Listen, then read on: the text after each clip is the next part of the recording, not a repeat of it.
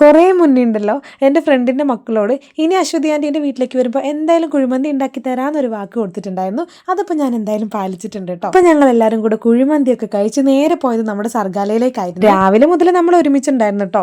എൻ്റെ മോനും അവളുടെ 2 മക്കൾക്കും ആണെങ്കിൽ അഡിനോയിഡിൻ്റെ പ്രശ്നം ഒരു അമ്മ പെറ്റ മക്കളെ പോലെ. അങ്ങനെ നമ്മുടെ വടകരയിലുള്ള ആശാ ഹോസ്പിറ്റലിൽ ഡോക്ടറിൻ്റെ ചെക്കപ്പും അതുപോലെ തന്നെ എൻഡോസ്കോപ്പിയും ഫ്രീ ആയിട്ടുണ്ടെന്ന് കേട്ടപ്പോൾ ഞങ്ങളുടെ മക്കളെയും കൂട്ടി പോയിട്ടോ.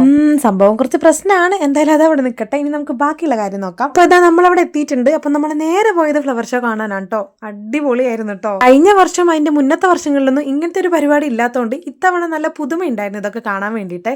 നല്ല ആൾക്കാരുണ്ടായിരുന്നു. വൈകുന്നേരം ആയപ്പോഴത്തേക്കും നല്ല തിരക്കായിരുന്നു. ഞങ്ങൾ മാത്രമല്ലേ, അവളുടെ മമ്മിയും കൂടെ ഉണ്ടായിരുന്നു കേട്ടോ. അങ്ങനെ ഞങ്ങൾ അവിടെ ഇരുന്ന് കുറേ നേരം വർത്താനൊക്കെ പറഞ്ഞ് കുറേ ഫോട്ടോ ഒക്കെ എടുത്ത് ഊഞ്ഞാലൊക്കെ ആടിയതിന് ശേഷം നേരെ ഇങ്ങനെ നടന്നു വന്നുകൊണ്ടിരിക്കുകയായിരുന്നു. അപ്പോൾ ഒറ്റ നോട്ടത്തിൽ പെട്ടെന്ന് കണ്ടപ്പോൾ ഇതൊരു പാമ്പാന്ന് കേട്ടോ വിചാരിച്ചത്. പക്ഷെ ഇതൊരു ഡ്യൂപ്ലിക്കേറ്റ് പാമ്പായിരുന്നു. പക്ഷെ തൊട്ടപ്പുറത്ത് തന്നെ ഞങ്ങളെയും കാത്തൊരു ഒറിജിനൽ പാമ്പ് നിൽക്കുന്നുണ്ടായിരുന്നു. ഇത് കണ്ടോ, ഇതിനെ കണ്ടിട്ട് ഞങ്ങൾ എല്ലാവരും പേടിച്ചോടിയിട്ടുണ്ടായിരുന്നു കേട്ടോ.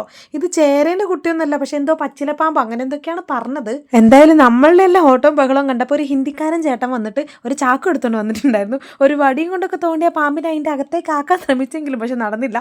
അതാണെങ്കിൽ പേരും പാച്ചിലായിരുന്നു കേട്ടോ.